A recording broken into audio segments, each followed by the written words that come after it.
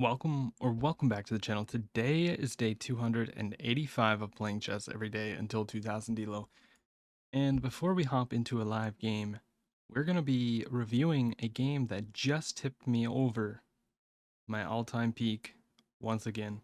I have been playing a little bit of 10 plus 0 off camera, and yeah, we went on a little bit of a rampage, and this was the last game that I played.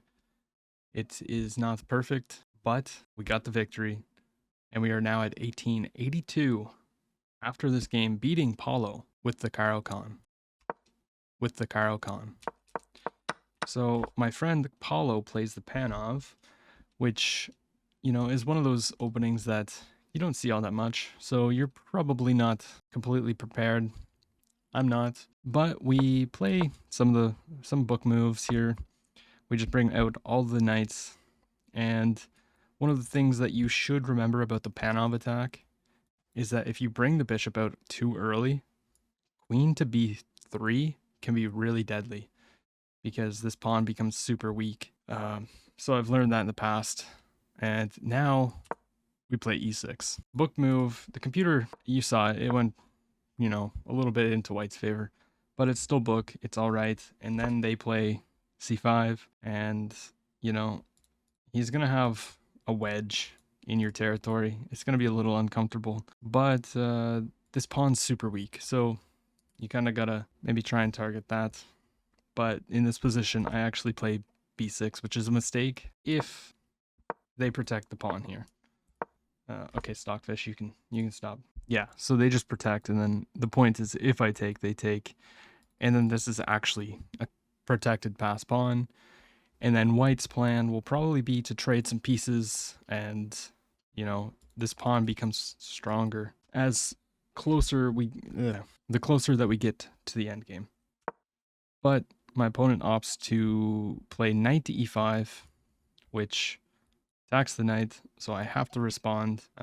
But I was very happy to see this because I have knight takes, pawn takes, and then my knight comes back to d7, and it forks these pawns. Now, I did see this before I played this line, c6, but we just take this pawn. It's not really that scary. We just take. And then my opponent, I actually also saw this move, but it's also not scary. You just play queen c7. I'm not really so sure what they're supposed to do here, so let's see what the best move is. Queen there. I guess the point is if I go here, now they just come in? No? Oh, the knight comes in. Ah, I see. Hitting this. And then you just have to go back. And then they play c7. Queen d7. Yeah, this looks actually very, very nasty. Sacrificing? Huh? Wait, what? Why can't you take? You get pinned. So if you go up here, knight takes, rook takes, bishop in, attacks this, takes. Honestly, this doesn't look that bad. The only problem here is that your bishop is kind of not good, but you're up 2 pawns. You can probably just go here, and then maybe not. I was thinking this. Queen, or bishop a3. Bishop a3 check. Oh. Ah, I see. Okay. Anyways, we didn't go into that. We went into this. So I played the queen c7 after they brought the bishop out. They pinned the knight. I figured I needed to kind of break the pin here, so I just went there. They took, I took. And you can tell from the time usage, my opponent's playing pretty slow. And I'm playing pretty quick, but my position's much better. Yeah, and now they go queen h5, which I just thought was really weird because I can just kick the bishop back. And then I took the knight because it isolates his pawn, and I'm just going to be up 2 pawns. So I wanted to trade pieces. So that's what I went for. Castles. Now I developed my last piece. I'm setting up the battery on this, which I got a little bit tunnel visioned here. He plays rook here, and there's a pin here, and there's a pin here. It's actually very scary. And we play d4 with the idea that, we're just going to take and checkmate the opponent. But I missed one very simple move, and that move is bishop e4, and my opponent has a opportunity to equalize here. After I go queen c7, my opponent can take, and then actually take here. And, you know, this is going to be a little bit unpleasant. Still up a pawn, but they can take here. Not right now, dummy. Yeah, I mean, after you move this, computer saying rook e5. And then I guess I can take, be up 2 pawns, but it's equal. Probably bring the other rook. He's going to have a lot of activity. But my opponent takes the pawn, which allows me to take their bishop. Rook takes. And, I mean, I wasn't really planning on castling when he had all this pressure over here. But once I got rid of that bishop and the rook comes in, obviously, you know, his plan is after I castle, he's going to go rook h4. It's fine. We just move the pawn. He goes here, and I start to throw a little bit here. Not even gonna lie. But look at his time. He's got 2 minutes and 30 seconds versus my 6.5. The threat here is to take the pawn. And, I mean, I don't really know what I'm supposed to do. I'm supposed to go here immediately, I guess. Makes sense. I don't know why I didn't do that. But anyways, we push the pawn, and then we come here, and he can still just take. There's nothing stopping him from doing that. But for some reason, in this position, my opponent plays rook c1, which just allows me to play king h7. And now the threat is to take the rook.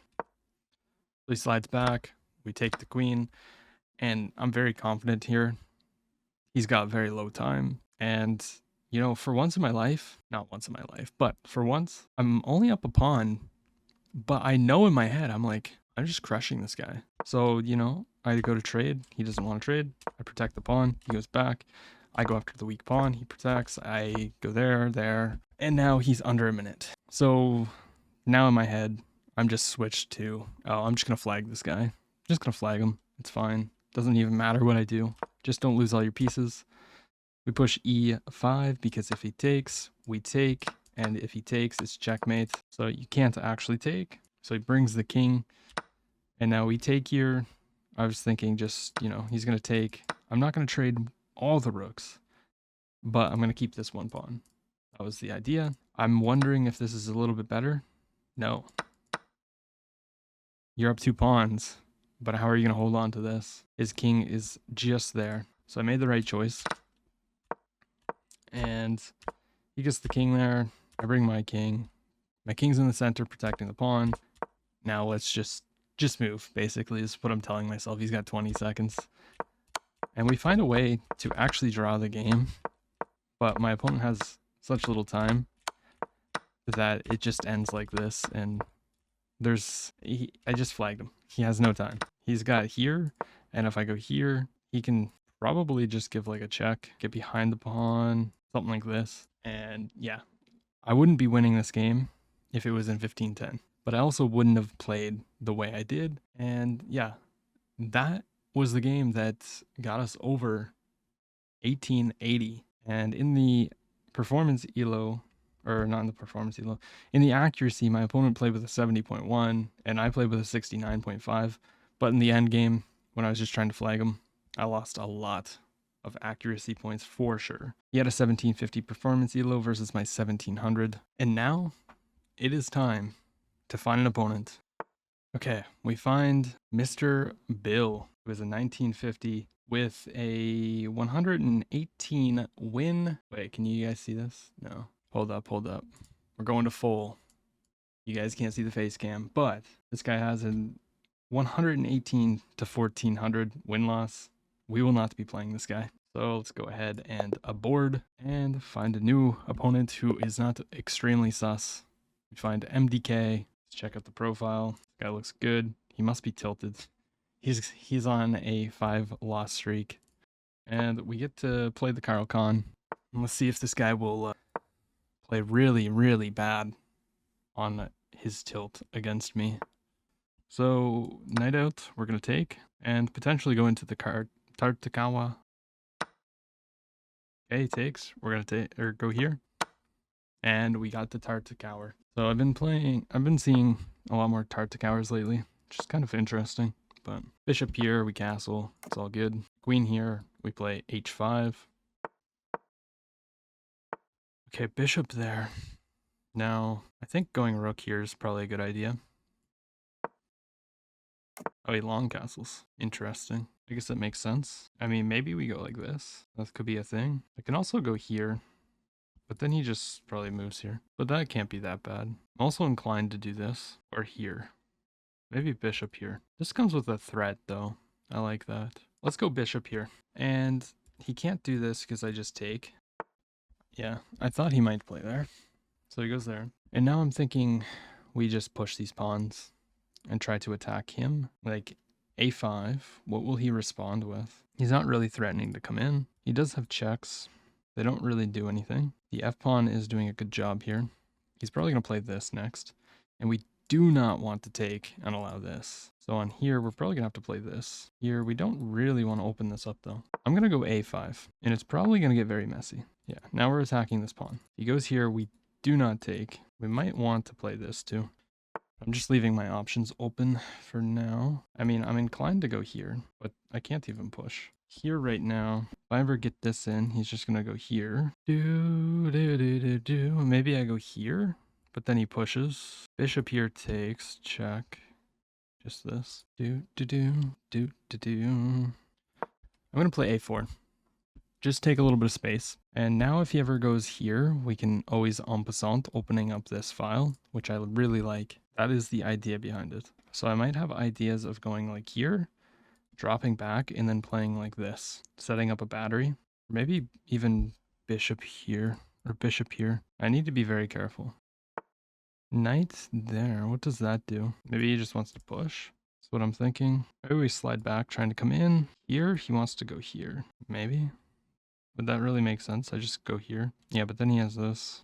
I think we need to prepare with b5 to stop this. So let's go b5. Maybe I'm ignoring some of his threats, but I think, yeah, I thought that was okay. I mean, I wanted to move anyways. Is he threatening to come here? Don't really see it. Here, takes, check, here, here. I mean, I can also go here to protect this pawn and also protect if he wants to sacrifice. So I'm going to go all the way back. And I'm also staying on this long diagonal. And the plan is just to go here and threaten some stuff. Once again, taking's not a good move. I think I can go here. Now we have this. So what will he do? He plays that anyways, which is very weird because we can just take. Takes and then we just take back. I guess I missed that move. But now we just bring the queen over. This can't be great for him. Let's go here. Now this pawn is pinned, so we might have some kind of push. Probably with this, so that if he goes here, I can take and open up the rook. We need to be careful of this x-ray. Okay, takes. It's going to be a race here. I think pushing is a good move. Maybe we be patient. Maybe we go here and try to get this. Let's develop the knight. Try to come here. I guess he can just take with the queen. So maybe we have to play this. I see the idea. After this, he has takes, forking these two pieces. So we might be able to go here first. We can also always take this, forcing the bishop here. Actually, if I go here, he can't take with the queen because then I take, and then take. So here, push takes. That looks very good. Okay, he goes back. So if I go here, now he's going to take with the bishop here. Yeah, but if he takes the pawn, I can go here. Okay, wait. Here, if this, we en passant. I guess that attacks the queen. So you'd have to take, or can't take. Here, we take. Yeah, this is just crushing. Has to be. Can't take. And if this, then what? We have all the time in the world to think. He brings the bishop down. Fair. So I'm wondering if I should take. Takes. If he takes, we take here. And then if he takes, we take here with check. And if he does this, then we can probably come in with the knight. So queen takes is a blunder because we have this intermezzo. And this would be lost with check. Oh, if bishop takes, pawn up, queen takes, bishop takes, and then his king's just super exposed. His best bet is probably to not take, but then I'm going to go here, and this pawn's very weak. Taking allowed me to open up the A file. That was pretty much the whole idea. Okay, so queen takes. He goes into this line where we're going to take this. And if takes, we take first with check, and then recapture. And we're just up a piece. Yeah, but we just take here. And now this is a threat. So we just need to convert this. So I'm thinking rook here. I mean, I can take pawns. Maybe taking this pawn might be a good idea, but I'm not 100% sure on that one. I think a good thing to start with would be just to go here and tempo the queen. And then the rooks here are going to be very powerful. This jump is going to force a trade. And the bishop here protects the square. So he opts to protect the pawn. But I think this is just devastating. Or maybe here. This is a little bit more forcing. I like that. So let's go knight here. We're threatening to take and win the queen for 2 pieces. We could take with the rook. Or we could take with the bishop and threaten this. I think taking with the bishop is actually the better move. Threatening to go here, which is checkmate. Wins a queen. Okay, we have to have something. Check, takes, and then here is actually just checkmate. No, it's not. Check, queen takes. Check, no. No, we just go here. Yeah, we just go here. Threatening check. Check, rook takes. Okay. It's okay. No need to panic. Maybe a simple move like this. Trying to bring the rook up. Or here. Trying to go here. If I go here, does he have anything? Doesn't really have any checks. He's going to go probably here. But then I go check here. Check. I think this is winning. Blocks. Okay, he's fighting. He's fighting. But now we can force a queen trade. He takes a pawn on the way out. Or does he? Check. He's definitely going to take. Takes, check. Okay, he just opts to take. We'll go ahead and take. Now we're just up a piece. And he's got very weak pawns. I mean, I can just go here and here. He can't really move this. Okay, let's see. I probably have to go here. It'll be okay. It's all protected. Yeah, but now we go here. And here, we go here. We pick up the... Oh, no, we don't go there. He just takes. What am I going on about? I could go here, though. Check, he has to take. Threatening to win the rook. His best option is probably to get this off of the dark squares that this bishop can hit. Just maybe like here. This doesn't work because that's mate. Okay, so he just pushes the pawn. It's kind of like a desperate move. So check. If he goes here, we go here. He probably moves. I take. I mean, his idea is pretty clear. Yeah, but we just take that. He wants this, I think. Yeah, but now we just take. We just clean up now. It's completely over. I will not be surprised if we see a resignation. There it is. A new all-time peak. 1891. We're potentially 1 or 2 games away from 1900. That is insane. And now, let's review this game. It was a very solid game by my opponent and myself. I played with an 88.4. My opponent played with an 82.5. We got the Carl Khan, which you guys are probably tired of seeing by now, but it's my journey. This is my opening. Get over it. I'm just joking. I know all of you guys support me, except a few, you know.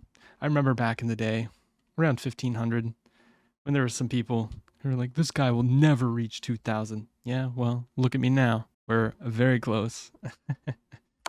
We get the Tartakower. Play all this. It's all book. I thought h5 was the best move. Or like book.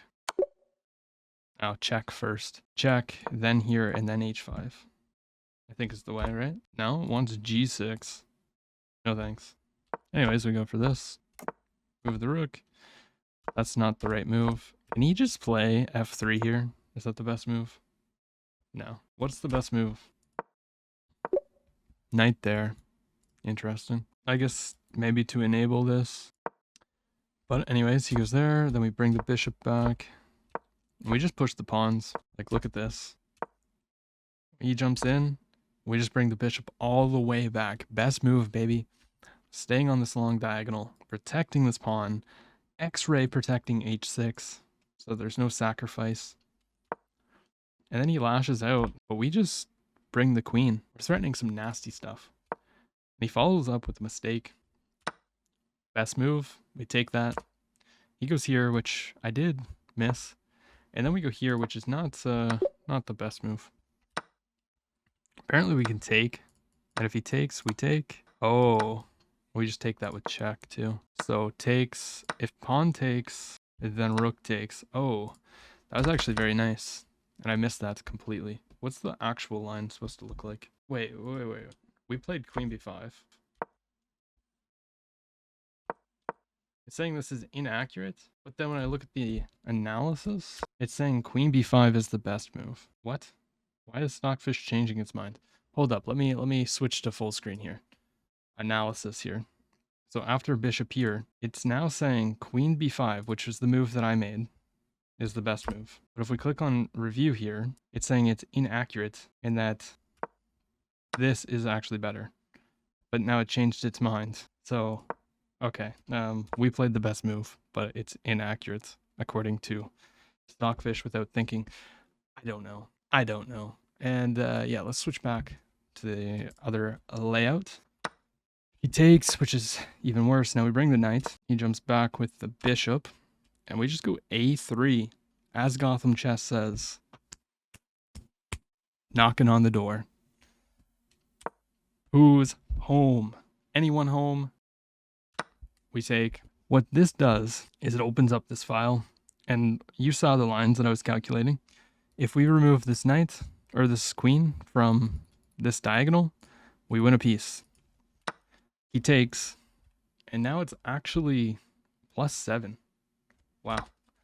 Best move. Takes.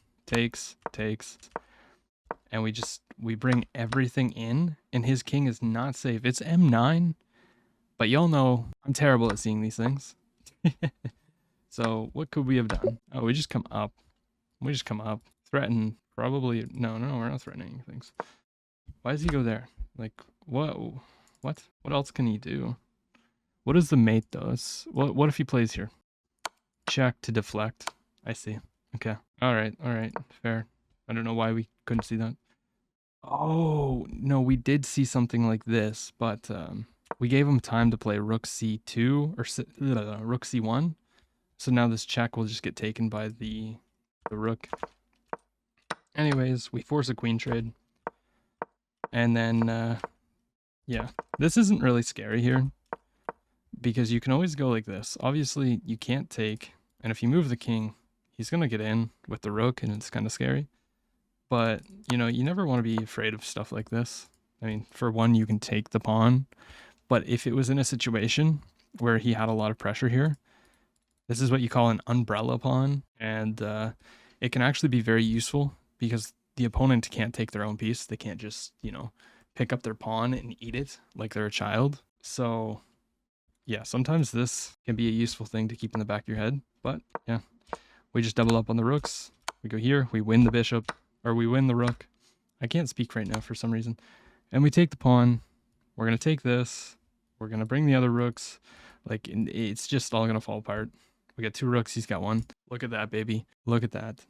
I had a performance elo of 2150 versus his 2000. And yeah, hopefully next video we get paired up with somebody who is similar rating to this guy because we got 9 points. And if we get another 9-point win, we're 1900. That is insane. 1900. So make sure that you like, comment, and subscribe so that you can check out tomorrow's video and see if we do get paired up with somebody who will potentially get us to 1900. Now, I'll see you tomorrow.